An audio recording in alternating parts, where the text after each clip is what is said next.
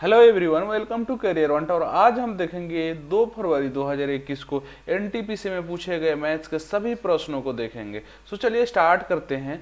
पहला प्रश्न है, राहुल और मनीष एक काम को 15 और 20 दिनों में करते हैं। राहुल कितने दिनों में करता है? 15 दिनों में। मनीष कितने दिनों में करता है? भाई 20 दिनों में करता है। लो भाई, वे 5 दिन तक एक साथ काम करते हैं, तो बचा हुआ काम ज्ञात करें। ठीक है ना जी। तो वे 5 दिनों तक, कितने दिनों तक काम करते हैं? 5 दिनों तक काम करते हैं। पहले टोटल काम निकालो। टोटल काम कितना, दोनों का एलसीएम कितना हो जाएगा? 60 हो जाएगा भाई। तो 15 चौका 60 और 20 तिया 60। ये क्या है? ये दोनों का, राहुल का 1 दिन का काम है और मनीष का 1 दिन का काम है। 3 दोनों का 1 दिन का काम कितना हो जाएगा? 4 और 3 7 यूनिट। और कितने दिन काम कर रहे हैं? तो 5 दिन काम कर रहे हैं। टोटल काम कितना हो गया 5 दिन में? 35 काम कर ली। अच्छा, टोटल काम 35 दिन, 5 दिन में वो कितने काम किया? 35 का। टोटल काम है कितना? 60 है। तो 60 है, कितना बचा? तो कितना काम किया उन्होंने? 35 किया। कितना बचा? 25 बचा। कितने पे? 60 पे। तो लो भाई, कितना हो गया? 5/12। ठीक है। अगला प्रश्न, 7 साल में साधारण ब्याज मूलधन का 56% हो जाता है। मूलधन का 56% कितने वर्ष में साधारण ब्याज मूलधन के बराबर हो जाएगा? तो अब आपको पता है जो साधारण ब्याज में मूल हर साल इंटरेस्ट सेम होता है। ठीक है ना जी। हर साल इंटरेस्ट भी सेम होता है, रेट भी सेम होता है। ठीक है ना जी। तो 7 साल में अगर 56% है, 7 साल में अगर 56% है, तो 1 साल में क्या हो जाएगा? 8% हो जाएगा। 1 साल में कितना हो जाएगा? 8% हो जाएगा। इस बात से सब लोग परिचित है। अब बोल रहे हैं कितने वर्ष में साधारण ब्याज मूलधन के बराबर हो जाएगा। अच्छा, मूलधन अपने आप में क्या होता है? 100% होता है। मतलब मूलधन मूलधन क्या होता है? अपने आप में 100% होता है। और तो मूलधन अब मूलधन के बराबर हो जाए, यानी 100% कितने दिनों में ब्याज हो जाएगा? ब्याज, साधारण ब्याज, साधारण ब्याज कितने दिनों में 100% हो जाएगा? 100% है तो 1 साल में 8% आ रहा है। ठीक है ना जी। 1 साल में 8% आ रहा है। तो 100% लेने के लिए कितने साल लगेंगे? ठीक है ना जी। या तो यूनिट मेथड से लगा लो, नहीं तो ऐसे लगा लीजिए भाई। ऐसे लगा लीजिए, 100% लाना है और 100% आपका मूलधन है। और क्या है, टी निकालना है आपको। आर दे रखा है 8%, अगुने 100%। 100% से 100% काटा, परसेंटेज से परसेंटेज काटा, क्या होगा? 100 बराबर टी बराबर क्या आ जाएगा? 100/8। 100/8 का मतलब क्या है? 12/96, 12.5 वर्ष। कितना वर्ष? 12.5 वर्ष। ठीक है। अगला प्रश्न देखिए यहां से। राम की आयु श्याम की आयु से 3 गुनी है। राम की आयु श्याम की आयु से 3 गुनी है भाई। एवं ललित की आधी है। मतलब राम की जितनी आयु है उससे ललित की आयु 2 गुनी है। तो ललित की आयु कितना हो जाएगा? तो राम की अगर 3 है तो ललित की आयु क्या हो जाएगा? 6 हो जाएगा। और ललित से कितना कम है राम की आयु? तो आधी है। तो 6 का आधा क्या है? 3 है। सेटिस्फाई हो गया हमारा वो कंडीशन। अब देखिए, श्याम की आयु 28 वर्ष है। श्याम क्या है? 1 यूनिट है। 1 यूनिट की वैल्यू क्या दे रखा है? 28 दे रखा है। तो राम की आयु क्या? तो राम की आयु 3 यूनिट, तो 3 गुने 28 क्या हो जाएगा? 84 वर्ष। ठीक है। अगला प्रश्न, प्रश्न संख्या 4। 15 लोग के एक समूह किसी कार्य को 20 दिनों में करते हैं। 15 लोगों के समूह किसी कार्य को 20 दिनों में करते हैं। और तो 20 व्यक्तियों को समय इस कार्य को कितने में? सिंपल सा सवाल है, कितने दिनों में करेंगे? 20 से 20 काटा, दी बराबर क्या? 15 डेज। ठीक है।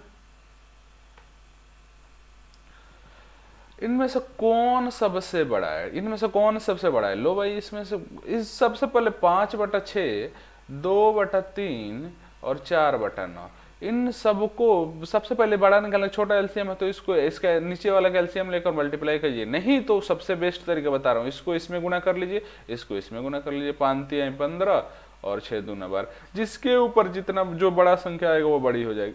मतलब 12 और 15 में कौन बड़ा है? 15 बड़ा, या नहीं पड़ा है? तो इसको पहले ही छाड़ दिए। अब बचा ए और ए, पहला और दूसरा। इसमें इन दोनों में कौन बड़ा है? तो 9 से इसमें गुना कर, और 6 से 9 बचे 45 हो जाएगा। और ये क्या हो जाएगा? 6 चौका 24।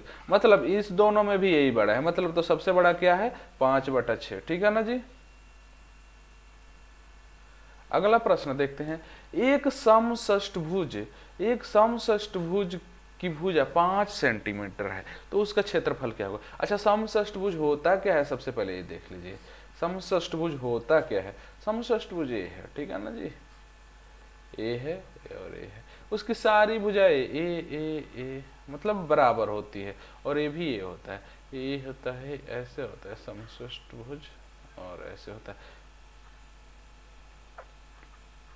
देखिए समषष्टभुज ये होता है 1 2 3 4 5 6, यानी 6 इक्विलेटरल ट्रायंगल होता है एरिया। तो एरिया हो जाएगा, एरिया क्या हो जाएगा समषष्टभुज के 6 गुने √3/4 ए स्क्वायर, ठीक है ना जी। तो 6 गुने √3/4 और 5 गुने 5, ठीक है ना जी। लो 3 दूना 6, 3 3 और 2 दूना 4, क्या हो जाएगा 50 25 25 75 √3/2 का स्क्वायर, कितना हो जाएगा 75 √3/2 का स्क्वायर, ठीक है ना जी। अगला प्रश्न, प्रश्न संख्या 7, 4% की हानि पर बेची गई वस्तु का क्रय मूल्य क्रय मूल्य क्या हो गया, तो उसका विक्रय मूल्य 120 है। मतलब अगर किसी वस्तु को 4% हानि पर बेची जा रही है तो कितने प्रतिशत में बेची जा रही है, 96% में बेची जा रही है उसके सीपी के।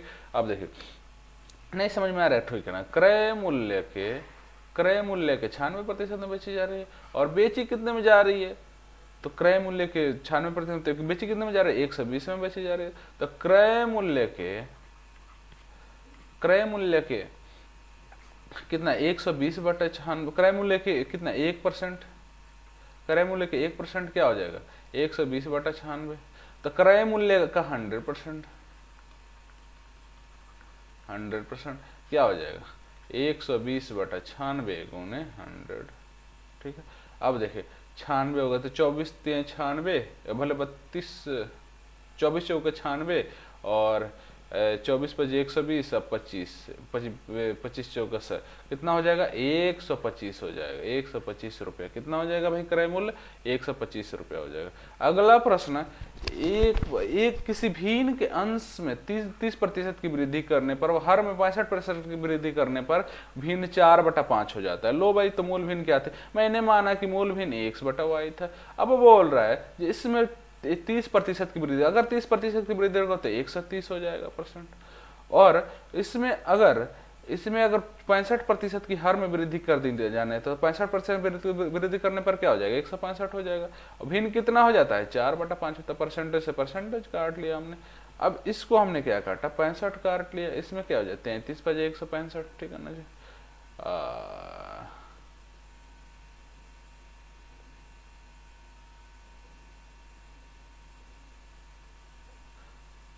30 बजे, हाँ ठीक है ठीक है ठीक है, कोई दिक्कत तो नहीं है।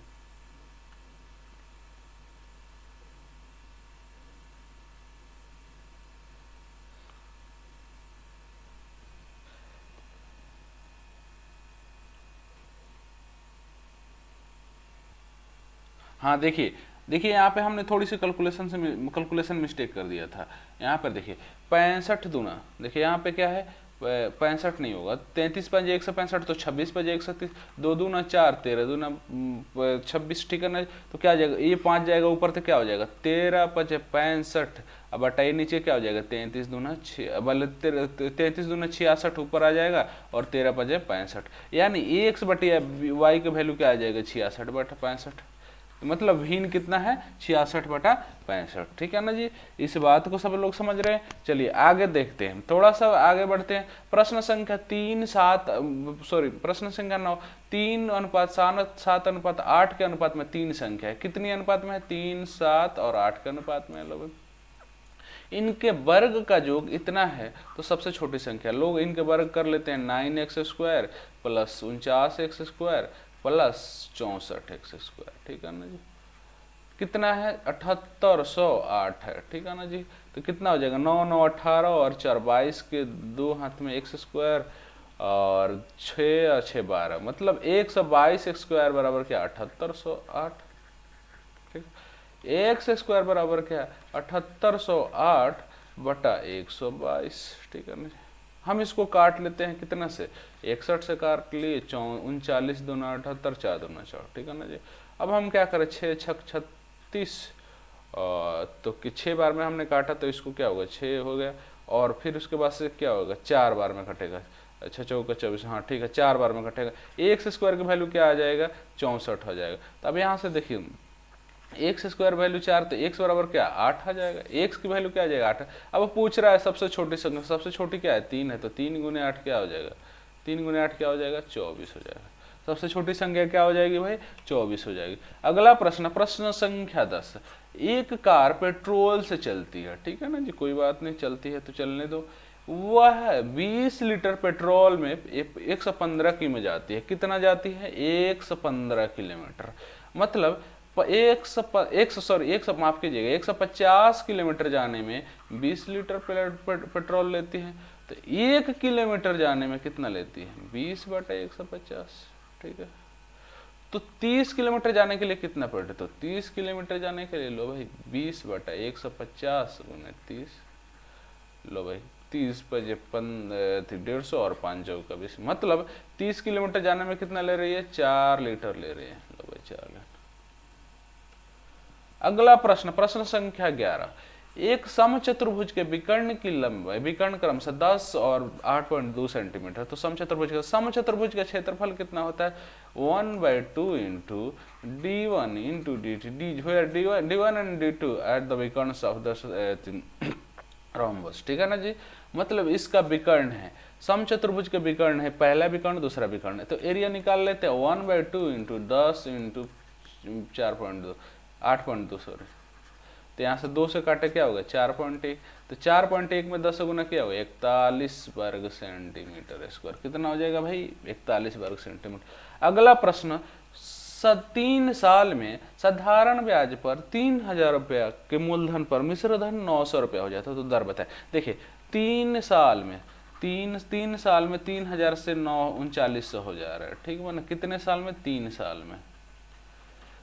3 साल में आपको पता है साधारण ब्याज में ब्याज और दर सब बराबर होते हैं 1 साल के, ठीक है ना, प्रत्येक साल के बराबर होते हैं। तो 3 साल में कितना बढ़ा भाई 900 बढ़ा। तो 3 साल में 900 बढ़ा, तो 1 साल में कितना बढ़ा भाई, तो 300 बढ़ा। यानी 3000 से 300 रुपये ज्यादा बढ़ रहा है 1 साल में। तो 3000 का 300 क्या है 10%। सीधा सीधा। नहीं समझ में आ रहा कोई बात नहीं, देखिए यहाँ से देखिए, नहीं समझ में आ रहा तो बेसिक से बना लीजिए। कितना बढ़ रहा भाई 900 रुपया बढ़ रहा है। कितने पे प्रिंसिपल कितना है 3000 है, गुण टी कितना है 3 है, और आर नहीं पता, आर ही तो निकालना है हमें। और उसके बाद से 100 लिखा लो, यहाँ से 00 से 00 काटा, 30 3 9 और 3 10 30, मतलब आर बराबर क्या हो जाएगा 10%।